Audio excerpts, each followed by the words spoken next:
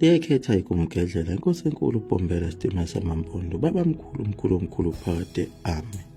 UShembe sefikile kuleli lizwe wayebaluleka kakhulu amakhosi ngako kusetshenziswa kwemithi yezinyanga kanye nako ukubhema ugwayi nokuphuza utshwala ukuthi lokho kwakuyifanele inkosi ngoba phela ihlezi esihlalweni sikaNkulunkulu. Njengoba nayo inkosi uSolomoni wayeluleka kakhulu ngokuthanda kwayo kakhulu ugoloko kanye naso isigazo. Naso futhi isiketi sasinganqamuli kuyo inkosi.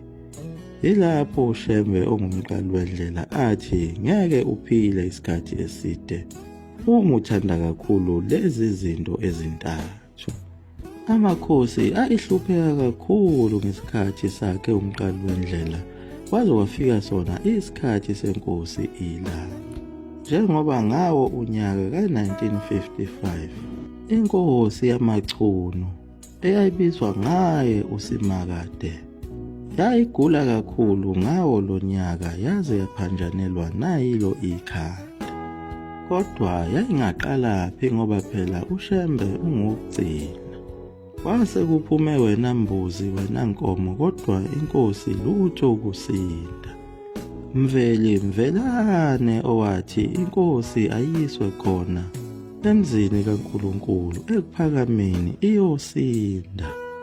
Angempela baphikelela khona inkosi ihamba nabo omama bayo. Ngaleso sikhathi inkosi Simakade Mchunu yayingakabe yiyo inkosi kodwa yayisawumntwana wakhona emachunwini. Akekho owayazi ukuthi iyogcina iyinkosi. Kwakunzima kakhulu kuyo inkosi yamachunu yayingaziboni nokuthi ikuphi yenziwani. Njengoba bafika khona emzini wasekuphakameni kuwumhlangano wawo uJulayi. Impela zazicishile kakhulu izibani kuyo inkosi yasemachumeni. Kodwa lapho isisekuphakameni kwabuye kuvuleke kancane umqondo lapho eyazibona khona isendaweni eyayivalekile, lapho eyayigadwe khona ngamadoda amabili. Lowo phela kwakuwuye umdlangathi naye ungubani. Inkosi ilanga yenza edume ngazo yathandazela inkosi yamachunu yabe isiyasinda. Yilapho eyabona khona ukuthi hawu kanti ngisekuphakameni.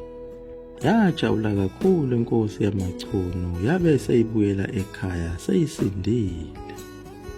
Inkosi yamachunu kanti yayingabuzanga elangeni leli elikhanyisa phezulu nakuyo inkosi ilanga lamalanga, ngoba yathi nje ifika ekhaya ukugula kwaqala phansi kwavuka kwama ngezinyawo. Okusho ukuthi umthakathi wayekhona ebaleni ebukela. Kwavele kwathi mbo kubo omame ababehambise yena undodana wabo uyinkosi yamachunu. Badideka kakhulu bangabe sacabanga ukubuyisela inkosi yamachunu ekuphakameni. Kungenzeka ukuba basebenongabazane ukuba inkosi yasekuphakameni yehlulekile. Yilapho abathatha khona ukubiza inyanga eyayibizwa ngayo uMadwaleni wakwaDlamini eyayisuka lena ezweni laseBhunu. Ngokwenza njalo babezibambezela ngoba leyo nyanga yaseBhulwa yehluleka. Babiye futhi babiza ezinye futhi izinyanga nazo zehluleka. Lokho kuzibabambezela kwabo kanjalo ngenxa yazo izinyanga kwaze kwaphela wona unyaka ka-1955 inkosi ingasindi. Kwathi lapho becabanga khona ukumyisa ekuphakameni, kodwa base bedlulwe isikhathi ngenxa yokuthi inkosi yayingasekho ekuphakameni kodwa yayisisentabeni enhlangakazi njengoba kwasekuyiwo unyaka ka-1956. Nampaya bethilileka beyoqasha phela imoto ukuba kulayishwe inkosi kubhekwe khona enhlangakazi. Leyo moto eyayishosholoza ibheke khona enhlangakazi umthakathi wayesayibhekile. Njengoba umthakathi wayesebaleni, wayazi futhi ezwa onke amaqhinga abo. Ngifuna ukuyibulala le ndodana yenkosi kuze ingahlali esihlalweni sobukhosi. Asazi lo mthakathi noma wayefuna ukuhlala indodana yakhe noma wayefuna ukuqeda ngobukhosi bamaChunu. Impela imizamo yakhe lo mthakathi yayiphumelela, kanye nawo amakhambi akhe obuthakathi ayinamandla kakhulu, ngoba leyo moto eyayiqashiwe yaba nengozi enkulu endleleni lapho yayibheke khona enhlangakazi. Kodwa balanyulelwe yiko phela ukuthi bememeze kakhulu, bememeza inkosi yaseKuphakameni, weshembe, weshembe. Nangempela inkosi uShembe yabaphunyula kuyo leyo ngozi, kodwa imoto yabe isingangekani. Basindiswa yiyo inkosi yaseKuphakameni ogibeni lokufa, ababe besabiza igama lenyanga yaseBhulwa, uMadwaleni Dlamini. Khona manjalo bathi besazithintitha besazibheka ukuthi kabalimalanga bengakholwa. Kulowo mnyama kwavele kwaqhamuka yona imoto yenkosi iLanga, yabafica besele dengwane emgaqweni. Yama inkosi iLanga lamalanga yabathatha, yaqhubeka nabo ngemoto ibayisa khona entabeni enhlangakazi.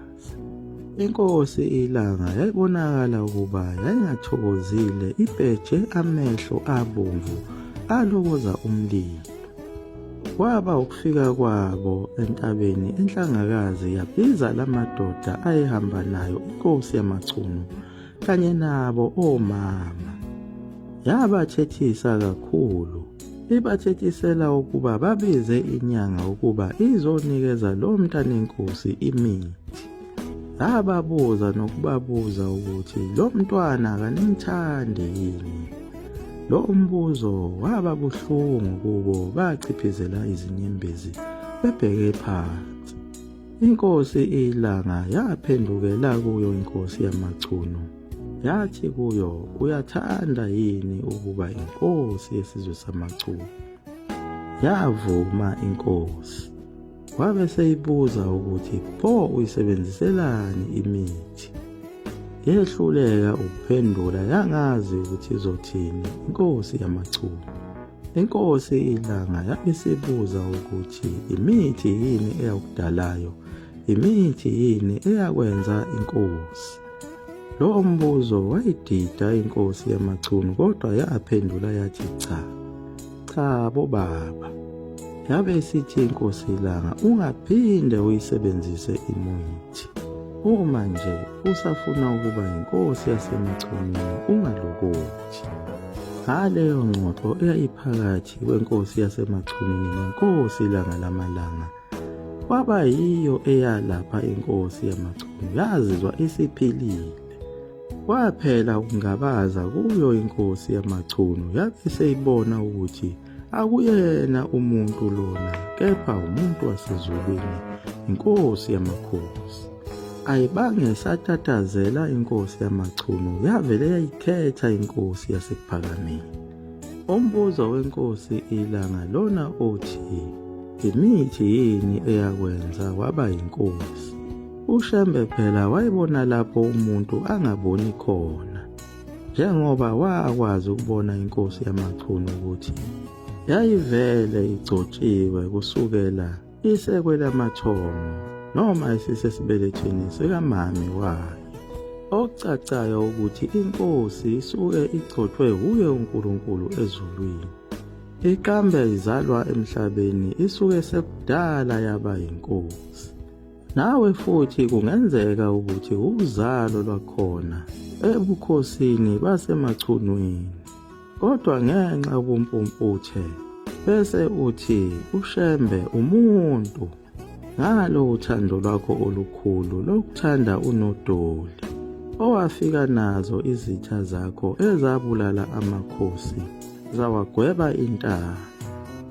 Uyabhubha ngenxa yokuswela ulwazi, ugcine ulandele opopayi. Kuthiwe labo opopayi bakufela, bakuthethelela izolo.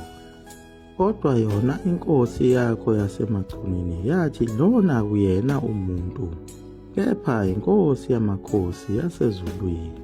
Lokho yakubona nangako phela ukuthi isindile ngaye uShembe olapha ngizwe. Njengoba yayigula kakhulu inkosi yamachunu, lokho kwaba nomthelela ukuthi ingabatholi abantwana. Njengoba phela yayinawo amakhosikazi ayo amabili, amakhosikazi ayisonta khona ezimishini. Kodwa inkosi yaphuthuma, yafike yawakhipha lamakhosikazi ayo lapha ezimishini, lapho babebanjiswe khona udonga, behlabelela bethi uyeza uza masinyane. Besho bebheke kulo udonga olwalunesiphambanyo kanye nawo upopayi owunamathiselwe kuso. Wawadonsa ngengalo wawayisa kuye uNkulunkulu wasekuphakameni. Ilapho afike akhetha khona inkosi, abesefundiswa nemithetho yakhona ekuphakameni. Ilapho-ke inkosi yamachunu eyafike yazibika khona enkosini ukuthi njengoba wabona lamakhosikazi awanabo abantwana, inkosi ilanga lamalanga yabaluleka ngako ukuthi mani igcine le mithetho engiyifundise yona yalapha ekuphakameni, ngizozigona izingane. Nangempela kuphelanga sikhathi esingakanani baziphusha izisu ondlunkulu benkosi yamachunu. Izingane zayo zaze zafikelela kuwo u9. Ngaleso sikhathi senkosi ilanga, asazi noma yabuye yaqhubeka yini nezinye futhi izingane inkosi yasemachunwini. Kodwa baningi abantu ongabathola bakhona emachunwini esingathola ukuthi nabo bayizimpumputhe abangaphansi kobukhosi bawo amachunu. Lapho bathola khona behamba nabo abantu bezizwe, bevumelana nabo bethi uShembe umuntu, uShembe udla uphuthu njengani. Kodwa inkosi yabo yathi lena inkosi yasezulwini, uShembe ungcwele. Yaguqa lapho ekumgelela msulwa amafutha omkhovu untombi nesuka phakade. Amen.